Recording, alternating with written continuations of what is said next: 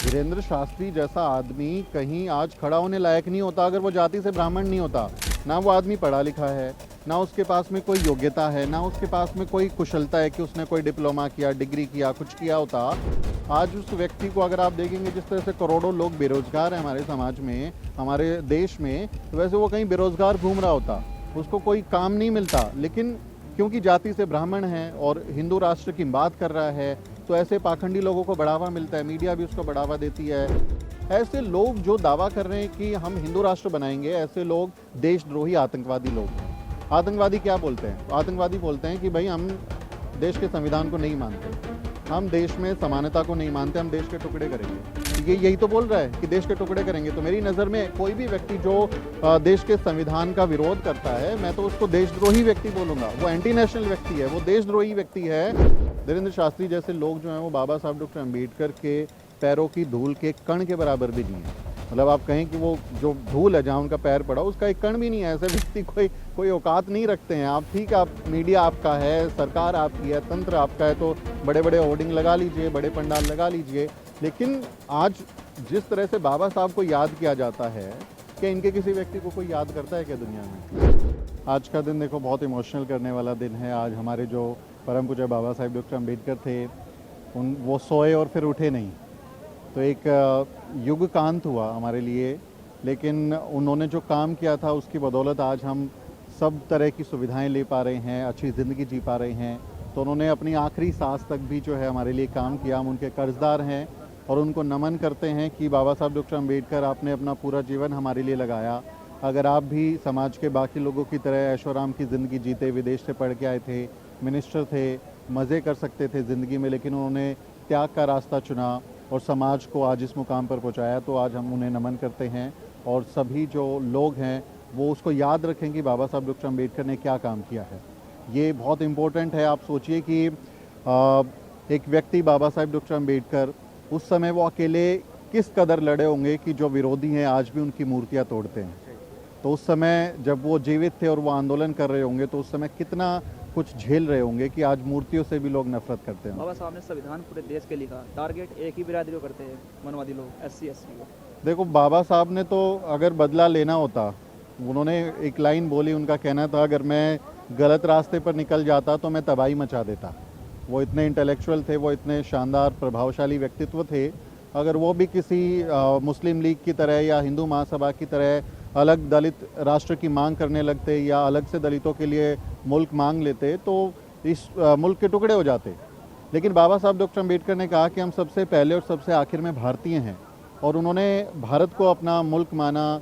हमारे देश को आज़ाद कराने के लिए, हमारे देश का बेहतर मुस्तकबिल बनाने के लिए उन्होंने संघर्ष किया, संविधान लिखा। अब वो चाहते तो वो संविधान में हमारे लिए ही सब कुछ लिख देते कि बाकी को ना वोटिंग राइट्स मिलेंगे, ना सबको समान काम के लिए समान वेतन मिलेगा, ना सबको कानून के सामने समक्ष माना जाएगा, आज़ादी नहीं होगी, न्याय के सामने सब लोग बराबर नहीं होंगे। तो वो चाहते तो ऐसा लिख देते कि सिर्फ जो है अनटचेबल ऑप्रेस्ड कम्युनिटी जो हैं उन्हीं को फ़ायदा मिलेगा, ऑप्रेशर्स को तो जेल में डाला जाएगा। लेकिन उन्होंने ऐसा नहीं किया। जब उनको मौका मिला तो उन्होंने हर समाज के लिए काम किया। तो आज आप देखेंगे जितने भी लोग एंजॉय कर रहे हैं, जो सबसे ज़्यादा फ़ायदा उठा रहे हैं, वो बाकी कम्युनिटीज़ के लोग हैं। हमारे लोग तो अभी भी स्ट्रगल्स में है ना, वो अभी भी बहुत सारी चीज़ें उन तक नहीं पहुंच पा रही हैं। बेसिक्स के लिए भी हम लोगों को काफ़ी संघर्ष करना पड़ता है। तो संविधान का सबसे ज़्यादा फ़ायदा किन को मिला? जो प्रिविलेज कम्युनिटीज़ थी, जो सवर्ण थे, उनको मिला। सवर्णों की महिलाओं को मिला, उनको सबसे पहले कॉलेज आने का मौका मिला, उनको सबसे पहले सरकारी नौकरियां करने का या प्राइवेट सेक्टर में जाने का मौका मिला। हमारे लोग तो कतार में आखिर से आए हैं ना। तो सबसे ज़्यादा फ़ायदा उठाने के बाद भी आप बाबा साहब डॉक्टर अम्बेडकर को बुरा बोलें तो ये एहसान फरामोशी है। और आप नहीं चाहते कि कोई व्यक्ति जो बहुजन समाज का हीरो है, उसको आज पूरी दुनिया आप देखेंगे किस तरह से ग्लोबल आइकन बना रहे हैं। लेकिन बोलते हैं कि बाबा साहब ने संविधान नहीं लिखा, BN राव ने संविधान लिखा। इस तरह की जो बातें होती हैं वो कहीं ना कहीं बाबा साहब डॉक्टर अम्बेडकर के योगदान को कम करने की कोशिश है। वो ये दिखाना चाहते हैं कि भाई जब राष्ट्र बन रहा था, राष्ट्र निर्माण की प्रक्रिया चल रही थी, तो एक दलित व्यक्ति कैसे इस देश का विधान लिख सकता है? तो वो बाबा साहब से नफरत है, उसके अलावा कुछ नहीं है। लेकिन सूरज को आप आंचल से नहीं छुपा सकते ना, आप पर्दा लगा दें और कहें कि सूरज छिप गया, ऐसा होता नहीं है ना। मिश्रा जी बाबा साहब को आए दिन सोशल मीडिया पे गलत गलत कमेंट कर रहे हैं, अंग्रेजों का गुलाम बता रहे हैं, मगर बीजेपी कहीं ना कहीं उनको कार्रवाई नहीं कर रही है। तो सरकारी पुलिस प्रोटेक्शन भी मिल गया उनको। देखो, मिश्रा जैसे लोग या आप शायद वो एडवोकेट की एक बेवकूफ़ सा कोई व्यक्ति है उसकी बात कर रहे हैं। ग्वालियर। हम लोग उनको जानते नहीं कौन है वो व्यक्ति, और सोशल मीडिया पर सस्ती लोकप्रियता पाने के लिए जिनको जीवन में कभी कामयाबी मिली नहीं, जिन्होंने जीवन में कोई अचीवमेंट हासिल नहीं किया, जो बहुत ज़्यादा पढ़े लिखे नहीं, इंटेलेक्चुअल नहीं बने, जिन्होंने कोई किताबें नहीं लिखी, जिन्होंने कानून को सही से पढ़ा नहीं, ऐसे व्यक्ति बुढ़ापे में आके ये सोचें कि मैं पॉपुलर हो जाऊं क्योंकि सोशल मीडिया का ज़माना है। अब वो देखते होंगे आपके जैसे युवा ज़्यादा पॉपुलर है उनसे, तो पॉपुलर होने के लिए वो सस्ती लोकप्रियता का साधन है कि इस तरह की बातें बोलते हैं। बीजेपी और आरएसएस के लोग तो हमेशा बाबा साहब के विरोधी रहे ना। अब आप ये देखिए, ये लोग बोलते हैं कि बीएन राव ने संविधान लिखा, तो आप ये बताइए अगर बीएन राव ने संविधान लिखा था तो आपको संविधान से दिक्कत क्या है? आपके आदमी ने संविधान लिखा, फिर आप कैसे बोल रहे हो कि संविधान को बदल देंगे, मनुस्मृति लागू कर देंगे? अगर बीएन राव ने संविधान लिखा था तो हिंदू महासभा ने संविधान की कॉपियाँ क्यों जलाई थी? जब संविधान लागू हुआ तो उसकी कॉपियाँ सबसे पहले जलाने वाले वो लोग थे, उसको नकारने वाले वो लोग थे। अगर बीएन राव ने संविधान लिखा तो आरक्षण भी तो बीएन राव ने दिया होगा, तो बीएन राव के दिए हुए आरक्षण से आपको क्या तकलीफ है? फिर आप हमारे आरक्षण को क्यों गालियाँ देते हो?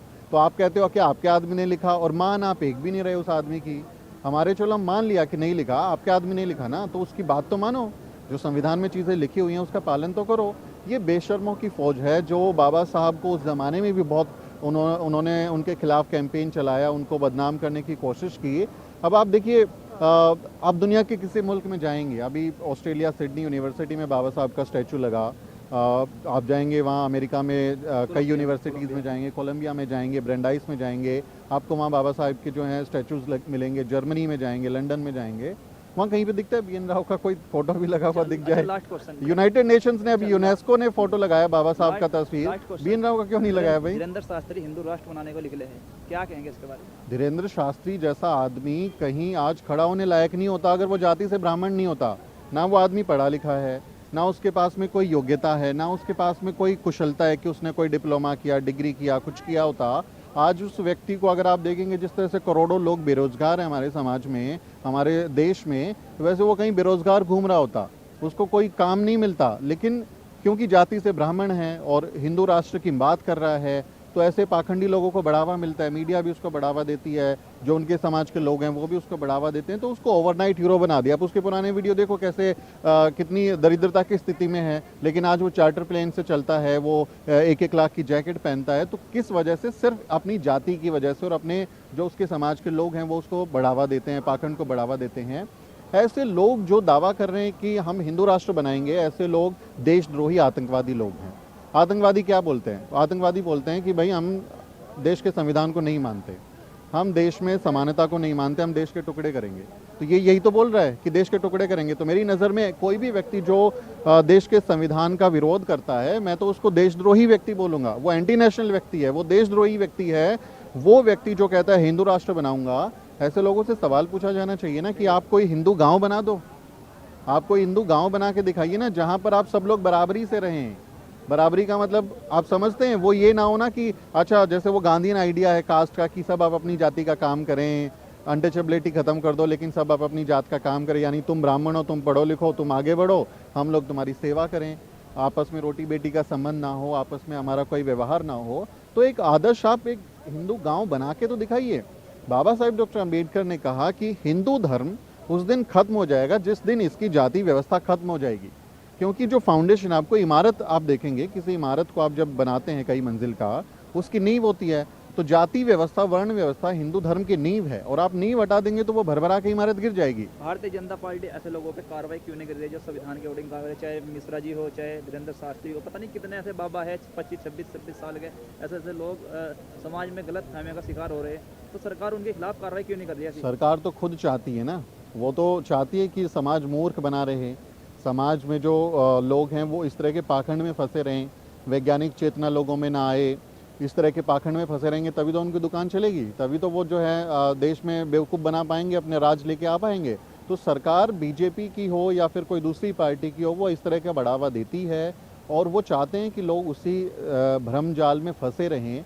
ये ऐसा नहीं है कि उसको परमिशन कैसे मिल जा रही है भाई जाते हुए। हम अब बहन जी आने वाली थी, आप सुरक्षा भी सही से नहीं कर पा रहे हो, उन्होंने आने से मना किया, और आप एक व्यक्ति के जो यात्रा करता है धीरेन्द्र शास्त्री, उसके लिए आप हज़ारों पुलिसकर्मी सिक्योरिटी लगा देते हो, तो ये दिखाता है ना कि आप बढ़ावा किसको दे रहे हो। आप जो है जानबूझ के चाहते हो कि ऐसे व्यक्ति देश की राजनीति में हिंदू मुसलमान का तड़का लगाते रहें, उनकी दुकान चलती रहे। तो बीजेपी और आरएसएस का ही प्लांटेड व्यक्ति है।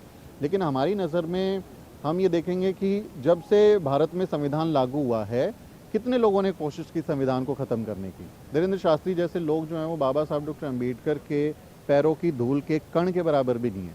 मतलब आप कहें कि वो जो धूल है जहाँ उनका पैर पड़ा उसका एक कण भी नहीं है। ऐसे व्यक्ति कोई औकात नहीं रखते हैं। आप ठीक है, आप मीडिया आपका है, सरकार आपकी है, तंत्र आपका है, तो बड़े बड़े होर्डिंग लगा लीजिए, बड़े पंडाल लगा लीजिए। लेकिन आज जिस तरह से बाबा साहब को याद किया जाता है, क्या इनके किसी व्यक्ति को कोई याद करता है क्या दुनिया में? जैसे ग्लोबल आइकन बाबा साहब हैं, उनके सामने ये कहीं ठहरते हैं उनकी इंटेलेक्चुअल कैपेसिटी के लिए? प्रिंट मीडिया का हेडक्वार्टर भी नज़दीक है, हाँ, इलेक्ट्रॉनिक मीडिया का यहाँ पर कोई आया नहीं है, चाहे आज तक हो चाहे न्यूज हो। क्या कहना चाहते हैं? मेरा पुराने ऑफिस यही है, जी न्यूज़, इंडिया न्यूज़, आज तक कई जगह हम काम करते थे, सब यही है।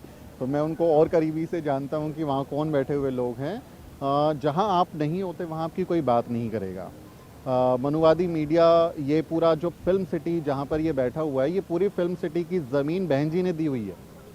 बहन जी जब मुख्यमंत्री थी तो ये पूरी फिल्म सिटी उनकी प्लानिंग थी, और उन्होंने ये ज़मीन आवंटित की सस्ते दामों पर, कईयों को फ्री में दिया। हमारे लोगों को भी देते, हमारे मीडिया को भी देते, अपना मीडिया बढ़ता तो और अच्छा होता, जो उन्होंने नहीं किया। अगर मीडिया तो आज बीजेपी के लिए काम कर रहा है वहाँ पर। हाँ, मैं वही कह रहा हूँ कि बहन जी के शासन में जो ज़मीनें मिली उस पर इन्होंने अपनी मनुवाद की बड़ी बड़ी इमारतें खड़ी की, लेकिन वो भूल गए उस एहसान को कि वो किन्होंने ज़मीन दिया, किन्होंने उनको बढ़ावा दिया। तो ये दरअसल क्या होता है कि जैसे जनेऊ होता है ना, वो शर्ट के अंदर होता है। अब जब शर्ट उतारेंगे तब वो जनेऊ दिखता है, जब आप नंगे हो जाते हो तो तभी वो दिखता है ना। तो ये नंगापन है मीडिया का, मनुवादी चरित्र है, जो वो अपनी विचारधारा को बढ़ावा देता है। अब वहाँ जो बैठे हुए एंकर हैं वो भी तो मनुस्मृति को मानने वाले लोग हैं, जिनका वो मीडिया हाउस है, जो मालिक हैं वो भी मनुस्मृति को मानते हैं। तो जो संविधान को नहीं मानता, जो मनुस्मृति को मानता है, तो वो अपने लोगों का ही पक्ष रखेगा। तो ऐसे में ज़रूरत है कि हमारा समाज अपने मीडिया को बढ़ावा दे, हमारे अपने समाज के लोगों को, आप जैसे यूट्यूब के जो चैनल्स हैं उनको बढ़ावा दे। हमारी बात हम खुद करेंगे, आज हम उनके भरोसे नहीं हैं, आज कई विकल्प हमारे पास मौजूद हैं। तो ये कि उनके करने से कुछ होगा नहीं, हम अपना काम खुद कर सकते हैं। Thank you. साथियों, अगर आपको द न्यूज वीक का काम पसंद है और आप चाहते हैं कि हम यूं ही अम्बेडकरवादी पत्रकारिता करते रहें, तो हमारी आर्थिक मदद जरूर करें। आप अपनी स्क्रीन पर दिखाई दे रहे इस QR कोड को स्कैन करें और न्यूज वीक फाउंडेशन के खाते में अपनी दान की राशि भेजें। QR कोड के अलावा आप UPI के जरिए भी मदद कर सकते हैं। आप हमारी UPI ID newsweek@yes bank पर भी मदद भेज सकते हैं।